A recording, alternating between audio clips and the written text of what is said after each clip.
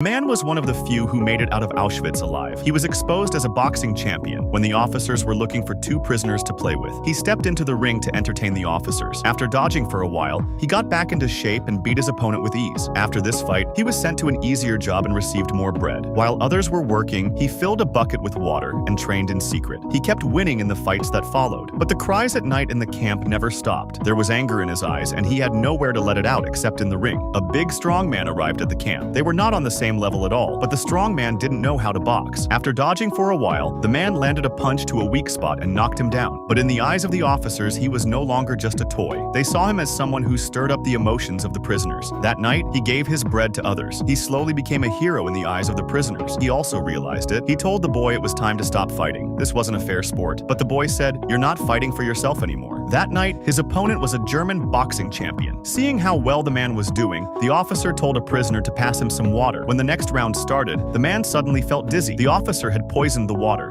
His opponent punched him hard and knocked him down. The man couldn't get back up. The hero in the prisoners' hearts was knocked down. They hung him in the square with a champion sign on his chest. That night, the killing continued. The man could only watch in silence. The next day, he woke up in the pit where they burned bodies. Suddenly, he saw a wooden angel. It was the boys. At that moment, all his anger and pain burned inside his chest. In the ring, the champion was still fighting. His opponent was a prisoner who hadn't eaten for days. Then the gate opened. The man walked in, dragging his weak body, and slowly climbed into the ring. His hands had been tied for too long and he couldn't throw a punch, but he showed no fear. He used his quick dodges to mock his opponent. At that moment, he showed a playful smile. Even after getting knocked down, he didn't give up. He stood up with effort, holding onto the ropes, and kept that same smile. He felt very confident and kept dodging every attack. Even when the opponent punched him across half the ring, he stood still and leaned his head forward again to take more hits. After many punches, the opponent became angry. When he threw another punch, the man suddenly lifted his head and broke the opponent's wrist. One punch, then another. The man won this unfair fight. After this final match, an officer noticed him. With his strong will, the man walked out of Auschwitz.